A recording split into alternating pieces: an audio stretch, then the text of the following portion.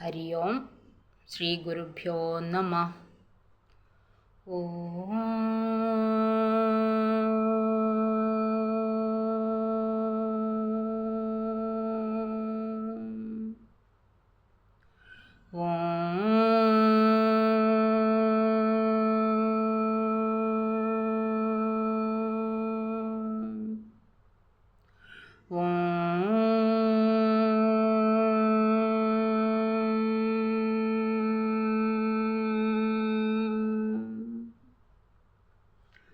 ഹരിശ്രീ ഗണപതേ നമഃ. അവിഘ്നമസ്തു. ശ്രീ ഗുരുഭ്യോ നമഃ. ഓം ശ്രീ ഗണേശായ നമഃ. ഓം ശ്രീ സരസ്വത്യേ നമഃ. ഓം ശ്രീ ഗുരുഭ്യോ നമഃ. സദാശിവസമാരംഭാം ശങ്കരാചാര്യമധ്യമാം അസ്മദാചാര്യപര്യന്താം വന്ദേ ഗുരുപരമ്പരാം. ശ്രുതിസ്മൃതിപുരാണാനാം ആലയം കരുണാലയം നമാമി ഭഗവത്പാദ ശങ്കരം ലോകശങ്കരം. സമസ്തജനകല്യാണി നിരതം കരുണാമയം നമാമി ചിന്മയം ദേവം സദ്ഗുരും ബ്രഹ്മവിദ്വരം. ഹരി ഓം.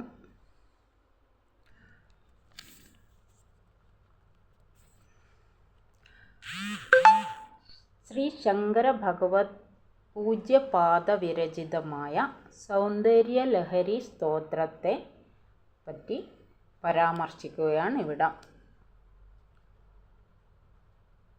ഒരു ദിവസം ഒരു ശ്ലോകം അർത്ഥവ്യാഖ്യാന സഹിതം. ഹരി ഓം.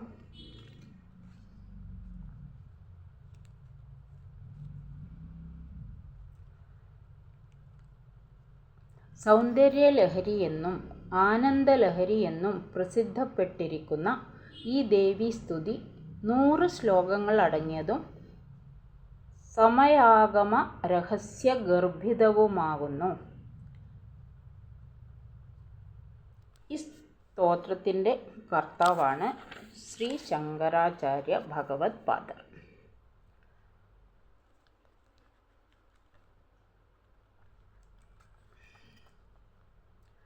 ഈ ഗ്രന്ഥത്തിലെ ശ്ലോകങ്ങളെ മന്ത്രം പോലെ കൽപ്പിച്ചും ഓരോ ശ്ലോകത്തിനും യന്ത്രവിധാനം ചെയ്തും മാന്ത്രികന്മാർ പ്രയോഗിച്ച് വരാറുണ്ട്. നമ്മളിവിടെ ഇതിൻ്റെ അർത്ഥം മനസ്സിലാക്കി പോകുക. വൃത്തം ശിഖരിണിയാണ്.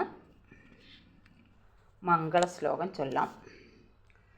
സൗന്ദര്യലഹരീ കർത്രേ സർവമംഗളദായിനി ശങ്കരാചാര്യവർയായ യതിരാജായ തേ നമഃ. ശ്രീ ലക്ഷ്മീധരാചാര്യ വിരചിതമായിരിക്കുന്ന ലക്ഷ്മീധര വ്യാഖ്യാനത്തിൻ്റെ ഭാഷാന്തരത്തോടും സുഖബോധിനി എന്ന ഭാഷാവ്യാഖ്യാനത്തോടും കൂടിയത്. വൃത്തം ശിഖരിണി. ഓം ശ്രീ മഹാദേവ്യേ നമഃ. ശ്രീമദ്ഗുരുചരണാരവിന്ദേഭ്യോ നമഃ. ശ്ലോകം 1. ശിവശക്ത്യാ യുക്തോ യദി ഭവതി ശക്തഃ പ്രഭവിതും ന ചേദേവം ദേവോ ന ഖലു കുശലസ്പന്ദിതുമപി അദസ്ത്വാമാരാധ്യാം ഹരിഹരവിരിഞ്ചാദിഭിരപി പ്രണന്തും സ്തോതും വാ കഥമകൃതപുണ്യപ്രഭവതി.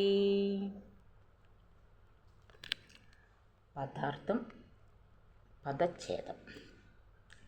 ശിവഃ ശിവൻ പറഞ്ഞ മംഗളസ്വരൂപനായ ഭഗവാൻ ദേവൻ.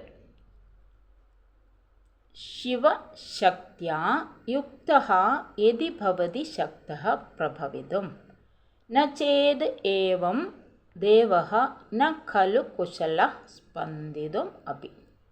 അധസ്ത്വാം ആരാധ്യാം ഹരിഹരവിരിഞ്ചാദിഭിരപി പ്രണന്തും സ്തോതും വാ കഥം അകൃതപുണ്യഃ പ്രഭവതി. ശിവഃ മംഗളസ്വരൂപനായ ദേവഃ സൃഷ്ട്യാദിലീല കൊണ്ട് ദേവനം ചെയ്യുന്ന, അതായത് ക്രീഡിക്കുന്ന, സൃഷ്ട്യാദി ലീല കൊണ്ട് ക്രീഡിക്കുന്ന, ലീല എന്ന് പറഞ്ഞാൽ തന്നെ ക്രീഡിക്കുന്നവനായ പരമശിവൻ. ശക്ത്യാ ജഗന്നിർമ്മാണ ശക്തിസ്വരൂപമായ ദേവിയോട്, യുക്തഃ യോജിച്ച്, അതായത് ചേർന്നിട്ട്, ദേവിയോട് ചേർന്നവനായിട്ട്, ഭവതി യതി ഭവിക്കുന്നു എങ്കിൽ, പ്രഭവിതും പ്രപഞ്ച സൃഷ്ട്യാദി കർമ്മങ്ങൾ ചെയ്യുന്നവനായി, ശക്തഃ ശക്തനാകുന്നു. എങ്ങനെ?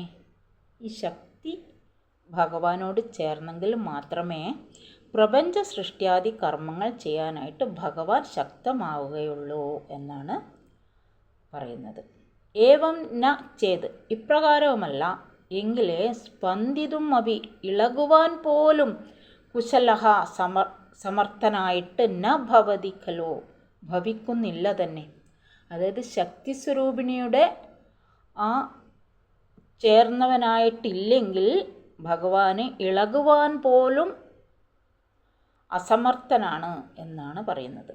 അധഃ ഇത് ഹേതുവായിട്ട്, ഇത് കാരണമായിട്ട്, ഹരിഹരവിരിഞ്ചാദിഭി അഭിഹി, പ്രപഞ്ചരക്ഷകനായ വിഷ്ണു, സംഹാരകനായ രുദ്രൻ, സൃഷ്ടികർത്താവായ ബ്രഹ്മാവ് തുടങ്ങിയ ദേവശ്രേഷ്ഠന്മാരാൽ പോലും ആരാധ്യാം ആരാധിക്കപ്പെടുവാൻ യോഗ്യയായ ത്വാം നിന്തിരുവടിയെ, അതായത് ദേവിയെ, പ്രണന്തും സ്തോതും വാ നമസ്കരിക്കുവാനോ സ്തുതിക്കുവാനോ അകൃതപുണ്യം, പൂർവജന്മങ്ങളിൽ ധാരാളം പുണ്യം സമ്പാദിക്കാത്തവർക്ക് കഥം എങ്ങനെ പ്രഭവതി സമർത്ഥനായി ഭവിക്കുന്നു. എങ്ങനെ സമർത്ഥനായി ഭവിക്കുന്നു? പൂർവജന്മങ്ങളിൽ പുണ്യം ഉണ്ടെങ്കിൽ മാത്രമേ നമ്മൾക്ക് ഈ ദേവിയെ നമസ്കരിക്കുവാനോ സ്തുതിക്കുവാനോ പറ്റുകയുള്ളൂ എന്നാണ് പറയുന്നത്. ആ ദേവിയെ, നിന്തിരുവടിയെ പറഞ്ഞ, ത്വാം പറഞ്ഞ ദേവിയെ, ഇവിടെ ത്വാം ദേവിയായിട്ട് ശ്ലോകത്തിൽ പറഞ്ഞിരിക്കുന്നു. ഇതിൻ്റെ സാരം പറയാം. അല്ലയോ ഭഗവതി, നിഷ്കളബ്രഹ്മരൂപിയായ പരമശിവൻ ശക്തിസ്വരൂപിണിയായ നിന്തിരുവടിയോട് യുക്തനായി ഭവിച്ചുവെങ്കിൽ മാത്രമേ പ്രപഞ്ച സൃഷ്ട്യാദി കർമ്മങ്ങൾക്ക് ശക്തനായി ഭവിക്കുകയുള്ളൂ. അതായത് ദേവിയോട് ചേർന്നിട്ടില്ലേ, നമ്മൾ ശിവശക്തിയായുക്തോ പഠിച്ചിട്ടുണ്ടല്ലേ. അപ്പോൾ അതേപോലെ ശിവശക്തി, ശിവനോട് കൂടെ ശക്തിയില്ലെങ്കിൽ പ്രപഞ്ച സൃഷ്ട്യാദി കർമ്മങ്ങൾക്കൊന്നും ഭഗവാൻ ശക്തനാവുകയില്ല എന്ന് പറയുന്നു. അങ്ങനെ അല്ല എങ്കിൽ ആ ദേവൻ ഇളകുവാൻ പോലും സമർത്ഥനായി ഭവിക്കുന്നില്ല. അത് ഇളകുവാൻ പോലും അസമർത്ഥനാണ്, ഇളകുവാൻ പോലും പറ്റുകയില്ല ഭഗവാന് എന്ന് പറയുന്നു.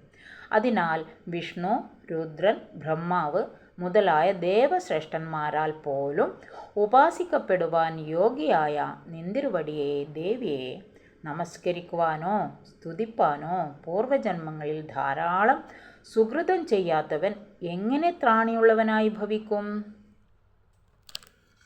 ഭഗവതിനെ സ്തുതിക്കണ്ടെങ്കിൽ പൂർവജന്മ പുണ്യം തന്നെ വേണം എന്നാണ് ഭഗവത്പാദര് നമ്മോട് പറയുന്നത്.